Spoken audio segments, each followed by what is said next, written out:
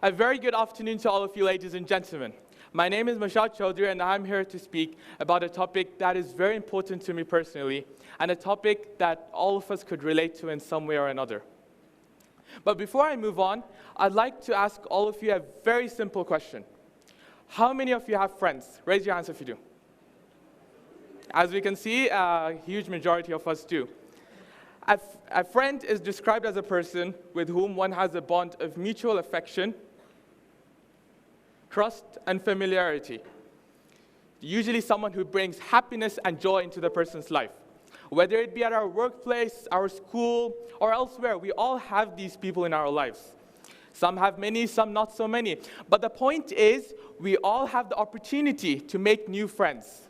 No matter what race we may come from, no matter how well off we may be, no matter what age we may be. It's the one thing that we all have as human beings. This is one thing that unites us all as human beings. We all have the opportunity to make friends. But what exactly do we need in friendships? What are the traits and qualities we may need to be the best possible friend to be the best possible friend? The first one is empathy. The ability to share someone else's feelings or experiences by imagining what it would be like to be in that person's situation. So in simple words, it basically means being able to put yourself in someone else's shoes. But why do we need this empathy? I mean, what's the point of it being in friendships? You see, empathy allows us human beings to understand other people, to understand other people's problems and needs, and to help them accordingly to what their problems are. And isn't that what friends are for? To help us in times of need? Absolutely. Friends are the people we resort to whenever we have a problem. Whenever we need some advice, some feedback, it's our friends that we resort to. And if there's no empathy between you and your friends, who's going to be there to help you? Doesn't that contradict the very meaning of what it means to be a friend?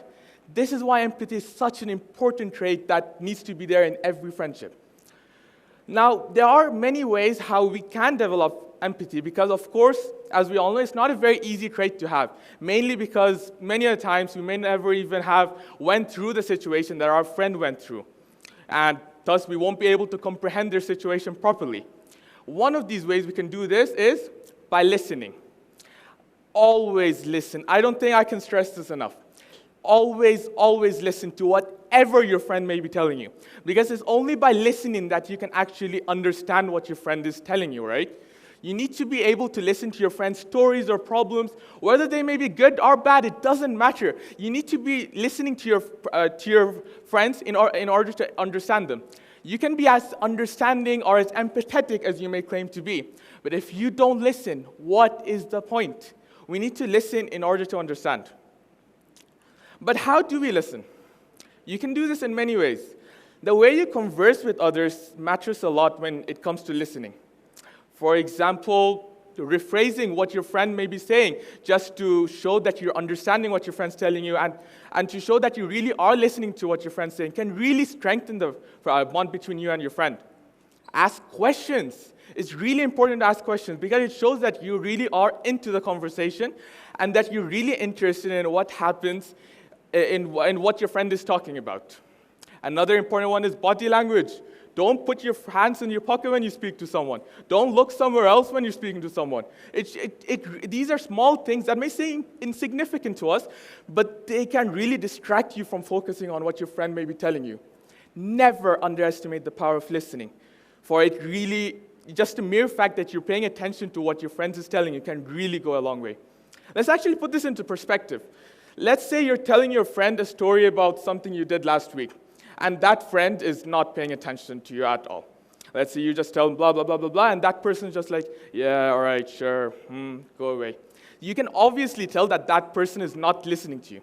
How would you feel? You would mind, right? You'd be like, well, what's the point of speaking to someone who's not listening to me, right? I know I would mind. I hate being ignored, and I'm sure everyone else does not like being ignored either. This is why we need to establish friendships which are based on listening and not friendships where people don't even speak to each other in fear of not being listened to.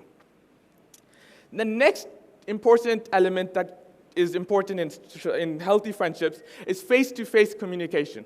Especially in this digital world that we live in today, This is really important because more and more people are using online platforms such as Facebook and Instagram to chat with their friends. And this can be really detrimental. However, don't get me wrong, there are advantages of technology. Technology, for example, it allows us to stay in contact with our people around the world. But we also need to understand that there has to be a balance. We can't get addicted to phones and laptops and just completely ignore that people actually do exist in real life as well. We need to understand this and keep a balance. And it's really important to talk with as many people as possible every day. Now, how do we do this? How do we have face-to-face communication with our friends? The first way we can do this is just simply keep your phone away. It's as simple as it gets. I can't simplify this any further. Don't spend as much time as you do on your phones as you do at the moment. You need to keep your phones away. I personally live by a rule of thumb where I have 2 hours of people time for every 1 hour I'm on my phone. So what I mean by this people time is basically any time which I literally just spend speaking to other people. Doesn't matter what their age is, doesn't matter how close we are. I just ensure that I have enough exposure to different types of people. And this really helps me in listening to other different problems, and this, as a result, helps me in empathizing with these people. But why should we be doing this? And we should be doing this because face-to-face communication is something that's really important.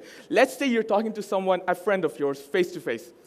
Talking with him face-to-face allows you to understand their body language, their body posture, the tone of their voice, their facial expressions. All of these things allow you to understand their mood, whether they're happy or sad, whether they're joyful or angry. And that helps you, makes it easy for you to empathize with them as a result.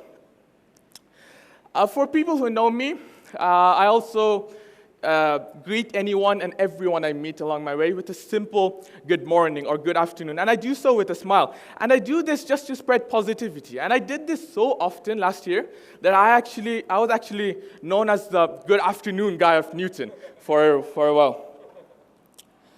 The last thing that I'd like to talk about is it's really important to stay active in a friendship. Friendships are like plants. Let's put this into perspective. Let's say you're growing a plant.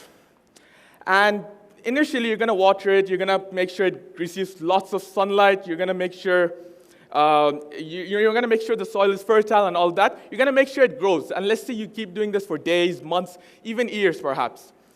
And then until it bears beautiful and delicious fruits, and which you enjoy. But then let's say all of a sudden, just like that, you lose motivation to water it. What do you think is going to happen to the plant? It's going to die out, right? Obviously, it's going to die out. And the exact same concept applies to friendships. Obviously, human beings are not like plants. We all know that. But the concept still stays the same. If you don't put in your effort, if you don't invest time, if you don't invest, in some cases, money into the relationship or friendship you may have with someone, it's going to die out as well. How do we do this? I'm not talking about getting expensive Rolex watches or going out with your friends every single night. These are unnecessary things. These are the other extreme. I'm talking about things as simple as just getting a birthday card for your friend. Just write a happy birthday note and a small little paragraph about how you guys met. These small things may seem insignificant to us again, but they could make a person's day. We need to understand this, that these are really small things we can do. We can go out with them once in a week, once in 2 weeks, but we just need to make sure we actually do put in the effort and not just completely ignore that person's existence. Again, you would not like it if someone else did it to you, right? That's the whole concept of empathy. In conclusion, in this talk, I hope I inspired all of you to be the best friends you could be. There are lots of traits and qualities a friend should have, but I've only mentioned the best 3. First one is you should always listen to someone, and that I would say is the most important one. The second one was always make sure you have enough face-to-face communication with your friends. And the third one is always stay active and involved in your relationship. I hope all of us can implement all these traits and qualities into our lives, our friendships, and our relationships so that we can also be the friend we would want to be friends with. Thank you very much.